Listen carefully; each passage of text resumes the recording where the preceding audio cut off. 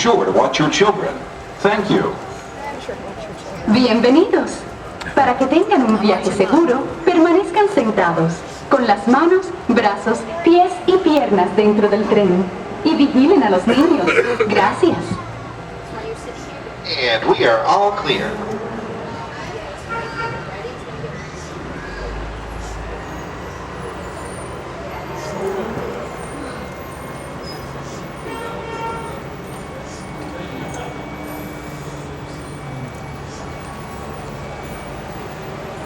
Hello everyone, my name's Don and welcome aboard.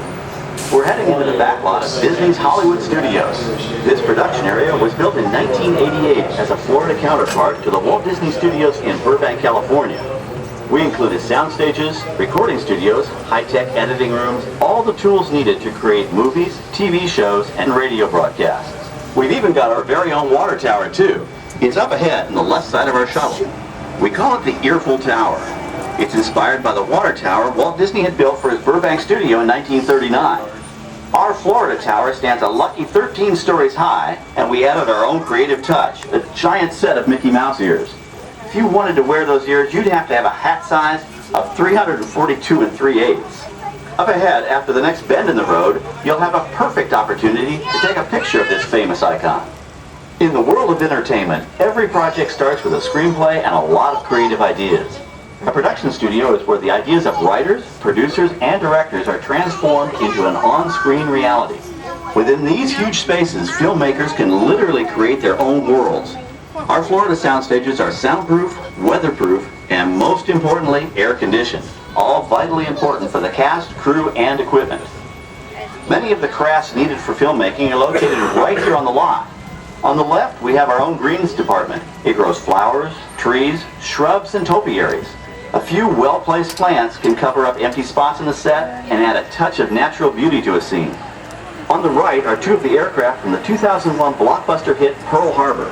These exact full-scale replicas of P-40 fighters were used in the special effect fight sequences. Of course, many of the planes you saw flying through the aerial battles or sitting on the ground weren't real at all. They were created entirely within a computer. Oh, keep your cameras focused to the right. We're coming up on that perfect angle of the Earful Tower I told you about. It's a true masterpiece.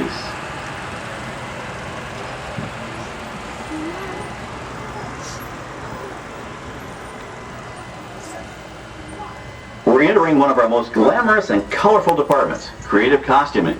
Every star has to have just the right wardrobe, and it all begins here with a designer's sketch. Our team of designers, seamstresses, and tailors can turn 1.5 million yards of fabric into over 25,000 costumes every year. Many of these costumes will become part of the shows and attractions of the Walt Disney World Resort. In fact, here in Florida, we have the largest working wardrobe department in the world. Why, Mickey Mouse alone has over 175 different outfits to choose from, while Minnie Mouse keeps more than 200 unique costumes in her wardrobe. On the left are costumes worn by the stars in recent studio productions. You'll probably recognize some of those costumes from the big screen. Every story needs a setting, and our design staff can create just about any place a script calls for, from an urban city street to a remote desert canyon. On the left is our scenic shop where large-scale sets and props are built. Our team of set designers, carpenters, artists, and engineers has created caves and caverns, game show sets, even replicas of the U.S. Supreme Court and NASA's Mission Control, all on our sound stages. The shop also provides sets and props for our shows and parades here at Walt Disney World. The same skill and craftsmanship that goes into a movie set can also be used to create magic for our parks. Either way, it's all about making dreams come true. Vehicles, non-working mock-ups, and even large-scale miniatures used in special effects shots. For example, that jet plane is from the 2005 action thriller Flight Plan. Large-scale models such as this one create a more convincing illusion on camera. To add to the illusion, the team even placed small cutouts of passengers in the windows.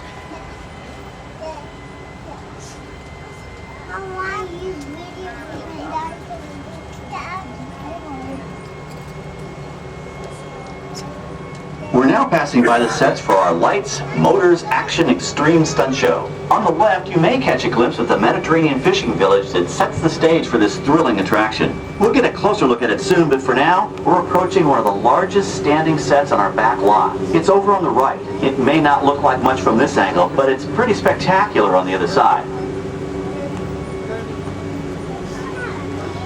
There's half a Herbie and the other half a Herbie.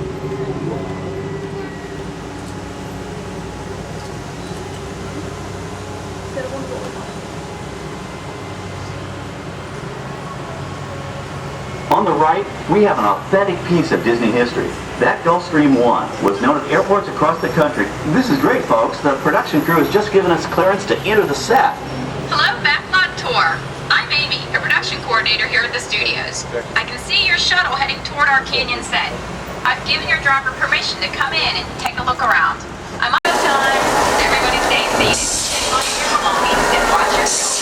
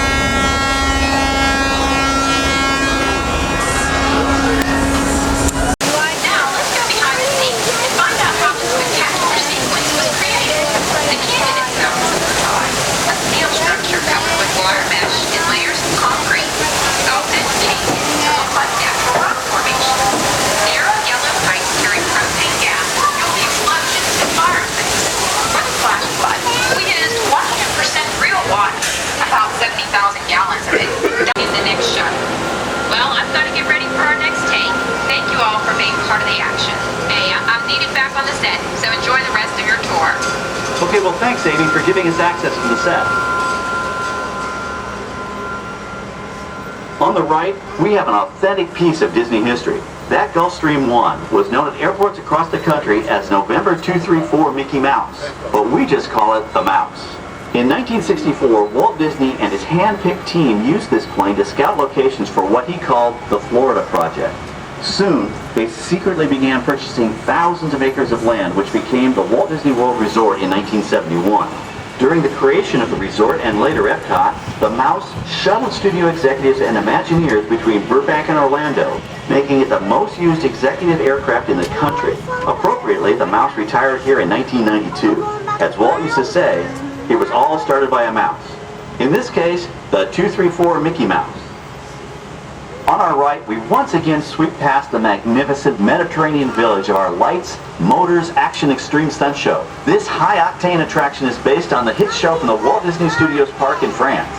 In this action-packed production, you'll feel like you're right there on the set during the filming of a spy thriller, complete with custom-built cars, motorcycles, even jet skis. You'll experience the split-second timing, coordinated driving, and fiery special effects that make action movies a real blast.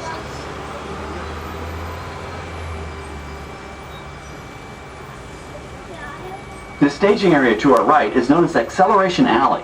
Here, the custom-built stunt show vehicles rev their engines up to 70 miles an hour before making their high-speed entrances onto the stage for our Lights, Motors, Action Extreme Stunt Show. Of course, these are professional stunt drivers. We hope you'll enjoy their daring driving skills, but please, don't try them yourself.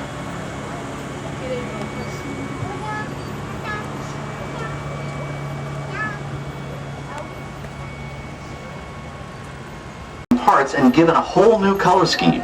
You might not even recognize them the next time you see them on screen. For instance, coming up is our friend Herbie the Love Bug. He went through a special demolition derby makeover. Those dents and dings were added on purpose, but he can be polished up as good as new for his next starring role.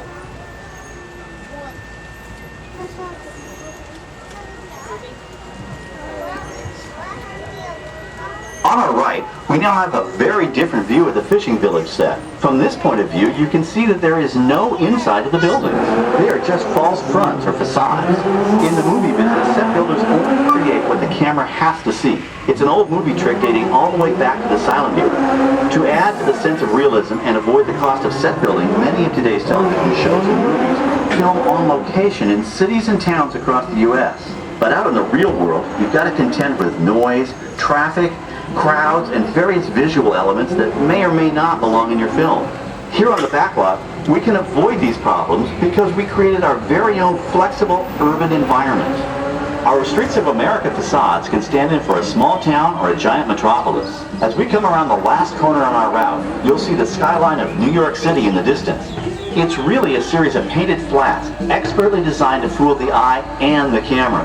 We can dress and decorate these streets to look like any city we want, from Chicago to San Francisco. Depending on the choice of vehicles, props, and costumes, we can even turn back the clock and set our story in a different time. And what's more, these sets are built with Florida weather in mind. They're made to withstand 100-mile-an-hour winds. You're welcome to visit our Streets of America anytime during your visit today and get an up-close look at the skills of our set designers and builders.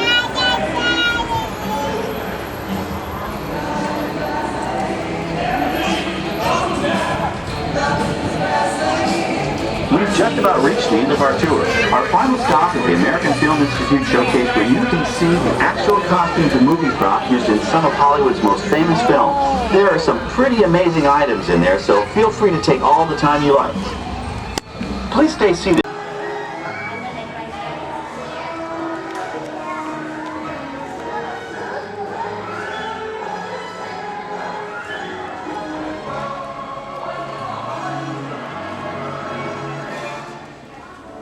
What movie have I? Have you seen this movie? Yep. I have. Yeah, we have.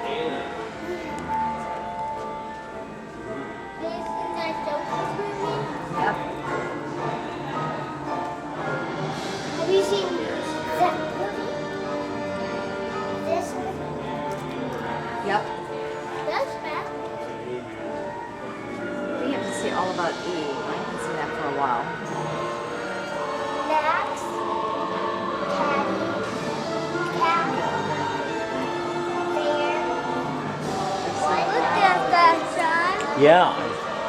I haven't seen lots of orange for a while. Duck.